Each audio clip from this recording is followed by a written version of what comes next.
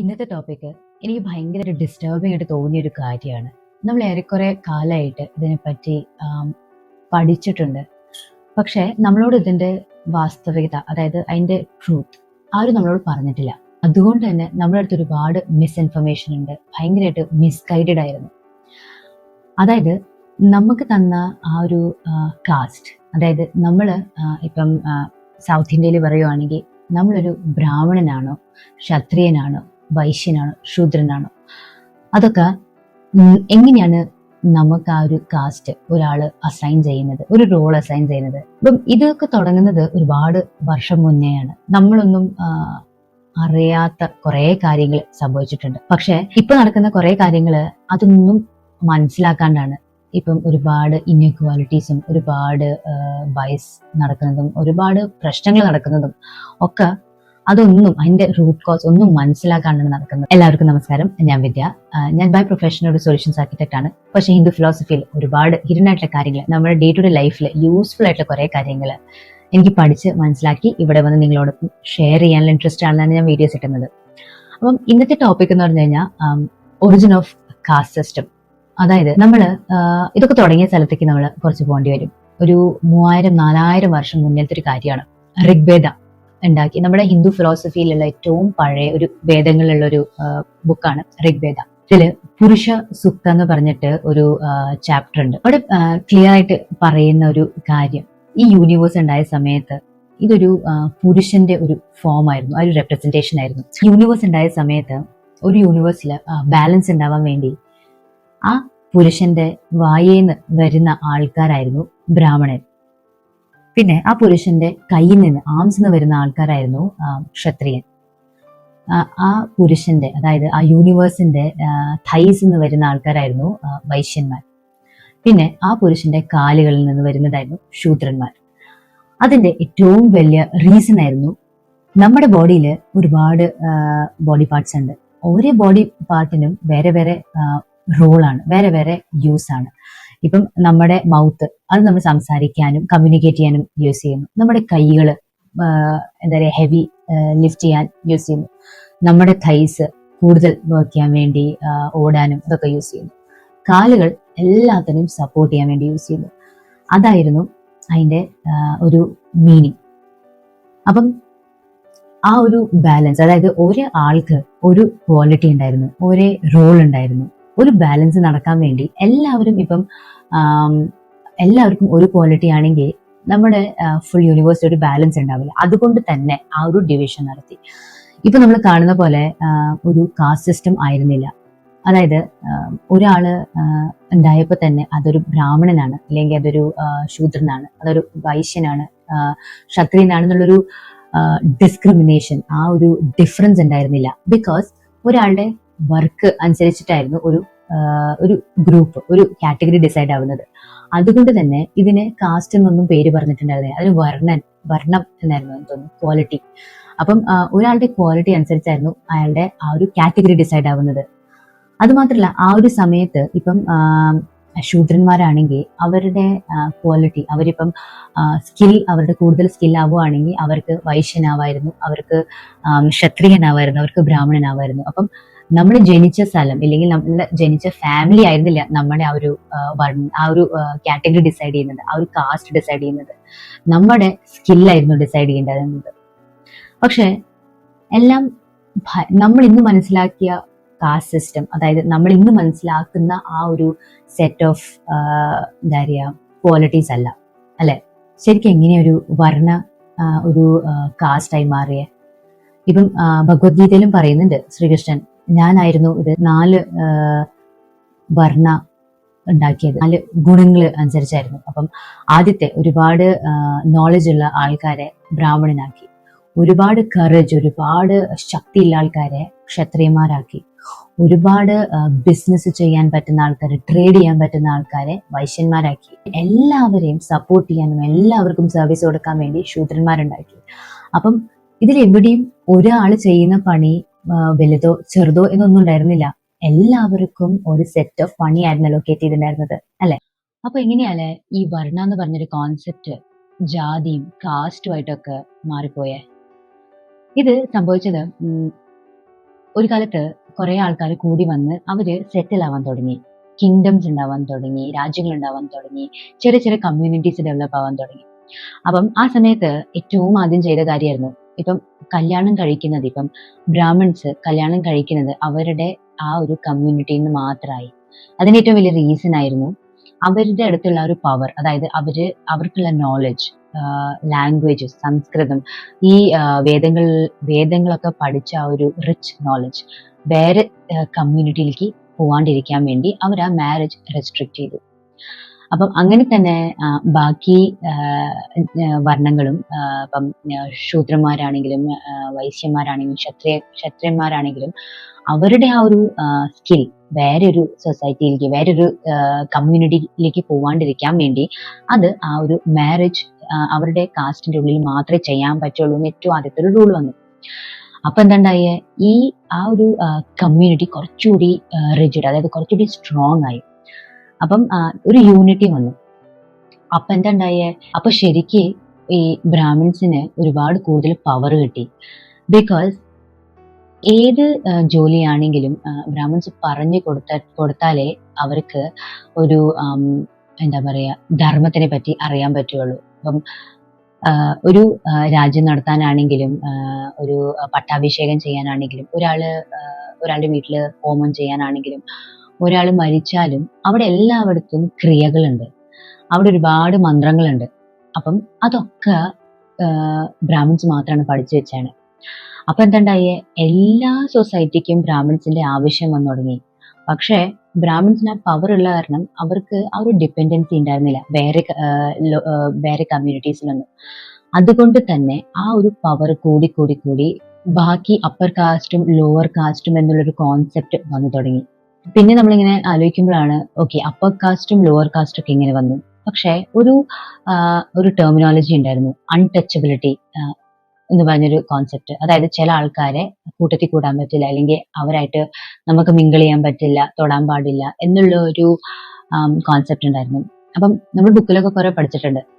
പക്ഷെ അതിന്റെ ഏറ്റവും വലിയ റീസൺ, എങ്ങനെ ഒരാൾ ജനിക്കുമ്പം അൺടച്ചബിൾ ആവണേ അല്ലേ? ഒന്ന് ഭയങ്കര ബേസിക് നമ്മളൊന്ന് ആലോചിച്ച് കഴിഞ്ഞാൽ മനസ്സിലാവും, ദാറ്റ് ഇസ് ഇമ്പോസിബിൾ. ഒരാളുടെ ബർത്ത്, അതായത് ഒരാളുടെ ജനനം കാരണം ഒരാൾ അൺടച്ചബിൾ ആവില്ല.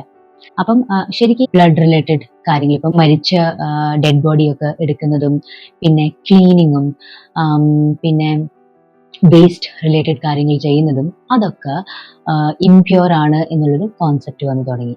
അതുമാത്രമല്ല, ആ സമയത്ത് ഇപ്പൊ ബിസിനസ് ചെയ്യുന്ന ആൾക്കാരാണെങ്കിലും ലെതർ വെച്ച് ബിസിനസ് ചെയ്യുന്ന ആൾക്കാർ, ഇല്ലെങ്കിൽ അങ്ങനത്തെ കുറച്ച് ഫീൽഡൊക്കെ അത് ഇംപ്യൂർ ആയിട്ട് ട്രീറ്റ് ചെയ്യാൻ തുടങ്ങി.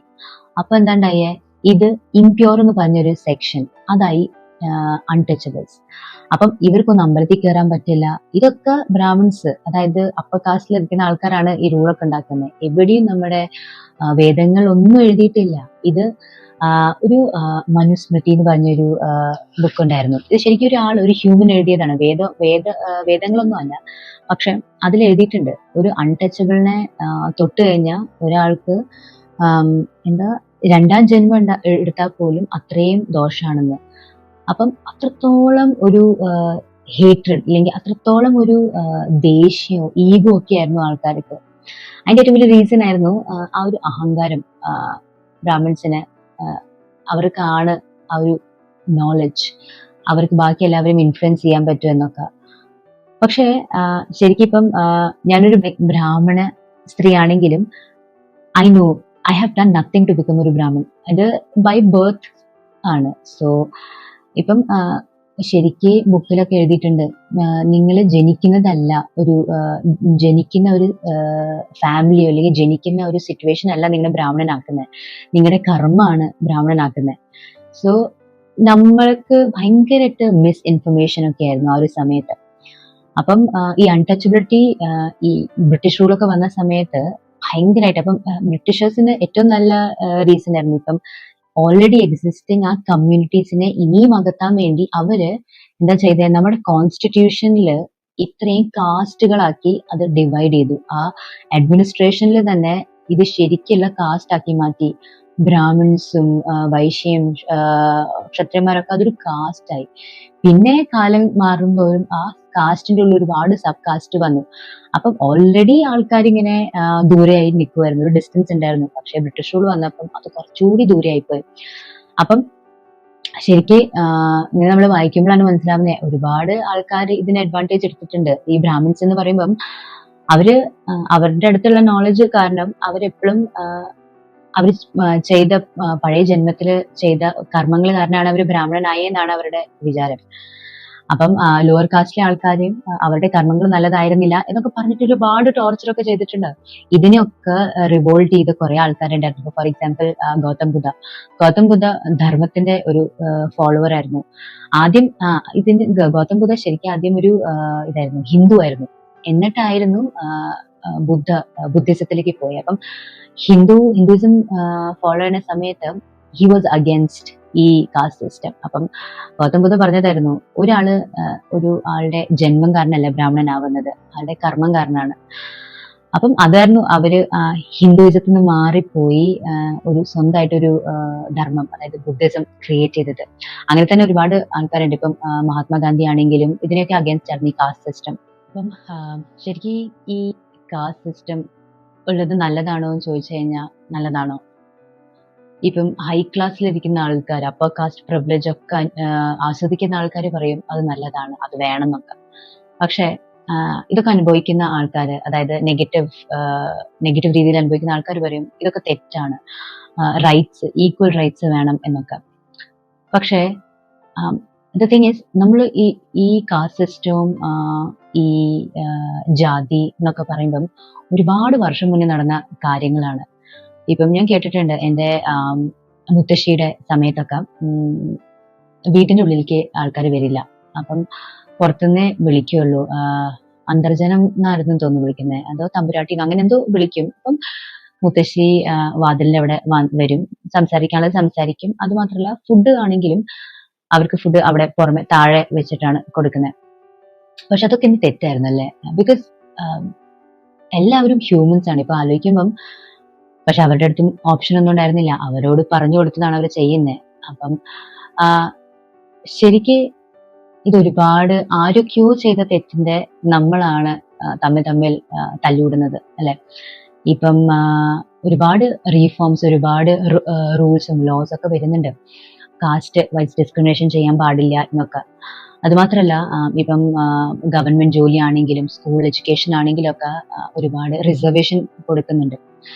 അപ്പം റിസർവേഷൻ കൊടുക്കുന്നതിന്റെ റീസൺ തന്നെ ബിക്കോസ് അവർക്ക് ആ ഒരു ഇൻഫീരിയോറിറ്റി കോംപ്ലക്സ് ഉണ്ടെങ്കിൽ അത് മാറിക്കെട്ടാൻ വേണ്ടിയാണ്. പക്ഷെ അപ്പൊ എന്താ ഉണ്ടാവുന്നത്, ജനറൽ കോട്ടയിലുള്ള ആൾക്കാർക്ക് അവരോട് ദേഷ്യം വരിക ചെയ്യുന്നത്. ബിക്കോസ് ജനറൽ ആൾക്കാർ ഒരുപാടുണ്ട്, അവർക്ക് റിസർവേഷൻ കിട്ടില്ല. സോ നമ്മള് തമ്മിൽ ഫൈറ്റ് ചെയ്യുന്നതിൽ ഒരു അർത്ഥവും ഇല്ല.